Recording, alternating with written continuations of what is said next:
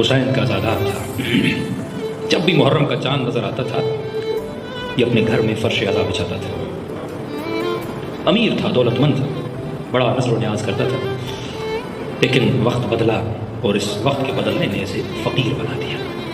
اتنا غریب ہوا، گھر کا سامان، بیوی کا زیور سب کچھ بیچ دیا. کہ محرم کا چاند نظر آیا، زوجہ کے پاس کیا کہا کہ اتنے مجلس کے اخراجات ہیں، کوئی رقم ہے؟ زوجہ نے کہا رقم تو کچھ بھی نہیں بچی. تو اس نے کہا کوئی زیور، کوئی بالی کچھ ہے سونا میں بیچوں تاکہ مولا حسین کی مجلس کر پاؤں. بیوی نے کہا کچھ بھی نہیں ہے. تھوڑی دیر اس نے سوچا کہ اگر تو راضی ہو جائے تو حسین کی مجلس ہو جائے گی.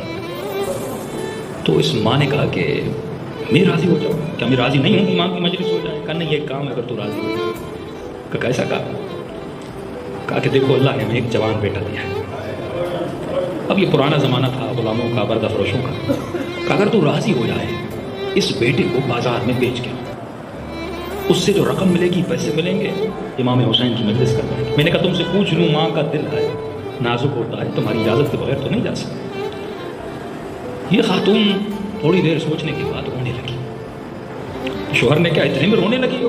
کہا نہیں اس لیے نہیں رو رہی، رو اس لیے رہی ہوں کہ جب بھی حسین کی مجلس سنتی تھی، مصائب سیدہ زینب سنتی تھی اور یہ سنتی تھی کہ ماؤں نے بیٹوں کو سجا دجا کر حسین کی قربانی کے لیے بھیج دیا.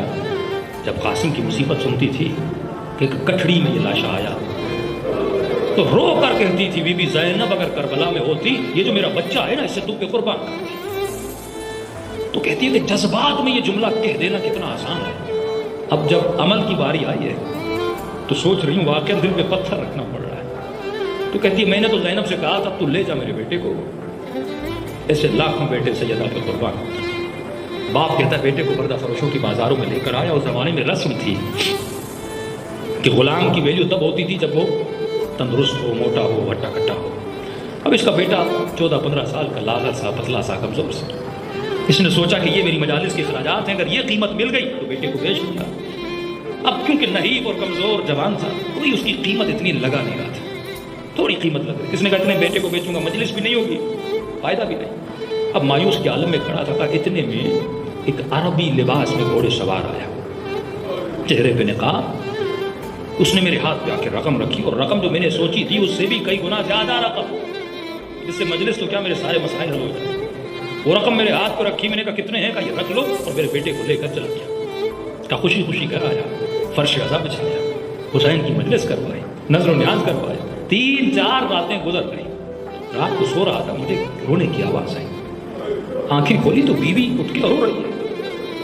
میں نے کہا کیوں رو رہی ہو؟ افسوس ہو رہا ہے کہ بیٹے کو بیچا ہے؟ کہ نہیں ماں ہوں، افسوس نہیں ہو رہا، مجھے بھی پتا حسین کی مجلس کے لیے دیا ہے. یہ سوچ کے رو رہی ہوں میرا لال کس حال میں ہوگا، اس کا مولا، اس کا آقا صحیح ہوگا نہیں ہوگا، خیال کرتا ہوگا نہیں کرتا ہوگا، کہیں مارتا تو نہیں ہوگا، رات کو کھانا کھا کے سویا ہوگا نہیں سویا ہوگا، زمین پہ سویا، بستر پہ سویا. وہ جو ماؤں والے خیالات ہوتے ہیں بیٹوں کے لیے، وہی یہ باتیں کرنے لگی. یہ شخص کہتا ہے کہ میں بھی رونے لگا.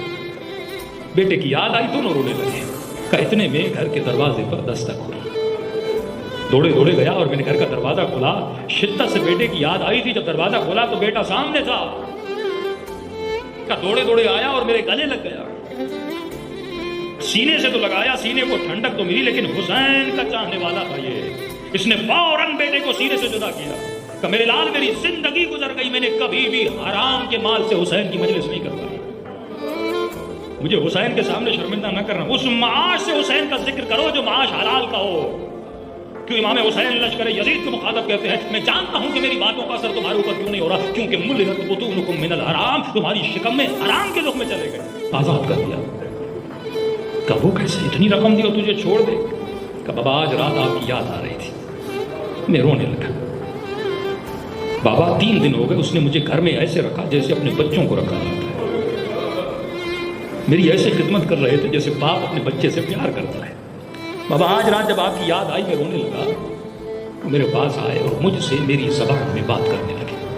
میں نے کہا آپ تو عرب ہے لیکن میری زبان میں ایسے بات کریں جیسے آپ کی اپنی زبان. تب میرے لال ہم کائنات کی ہر زبان کو بولنا جانتے ہیں. کہا تو رو کیوں رہا ہے؟ کہ بابا کی یاد آئی ہے، اماں کی یاد آئی ہے. کہ اتنی محبت ہے ماں باپ سے؟ کہاں. کہ ان کو محبت ہے، کہاں ہے. کہ پھر تیرے باپ نے تجھے بیچا کیوں ہے؟ کہ مجھ سے محبت ہے لیکن حسین سے محبت زیادہ ہے۔ کون حسین؟ کہ میرا آقا تھا جو کربلا میں شہید ہو گیا، اس کی مجلس کروانی تھی، پیسے نہیں تھے، بابا نے مجھے بیچ ڈالا، اس لیے رو رہا ہوں۔ کا اتنا کہنا تھا، اس عرب نے کہا کہ مجھ سے بہتر کون جانتا ہے کہ بیٹوں کی جدائی کا درد کیا ہوتا ہے۔ جوان کھڑے ہو جا اور جا اپنے باپ کے ساتھ جا کر مل جا، میں نے تجھے آزاد کر دیا۔ کہ میں نے تعجب کے عالم میں پوچھا، آپ مجھے آزاد کیوں کر رہے ہیں؟ اور بابا پوچھیں گے تجھے آزاد کیوں کیا؟ وہ میری بات کا یقین کریں یا نہ کریں، کہ میرے لال چلا جا اور میری طرف سے اپنے بابا کو سلام دینا، اور جب پوچھے کس نے آزاد کیا تو کہنا جس حسین کی مجلس رکھوائی تھی اسی حسین نے آزاد کر دیا۔ تو یہ ہے فلسفہ حیات۔ اپنے وجود کو، اپنے بچوں کو حسین کے حوالے کرو اور حسین کے غلام بنو، پھر حسین جانے اور حسین کی آزادی کرے۔ اس طرح لوگوں نے حسین کا ذکر کیا، حلال کا رزق، خلوص کے ساتھ ایثار کا جذبہ، قربانی کا جذبہ۔ پھر امام فرماتے ہم ایسی مجلسوں میں آتے ہیں، شرکت کرتے ہیں۔ اے مومن، تو یہ مت سمجھنا ایسی مجلسوں میں تو خود آیا ہے، میں نے تمہیں دعوت دے کر بلایا ہے۔ یہ مجلس بھی رزق ہے عزیز، جس طرح مال دولت کھانا پینا اولاد رزق ہے، یہ مجلس بھی رزق خدا ہے، ہر کسی کو نصیب نہیں ہوتی۔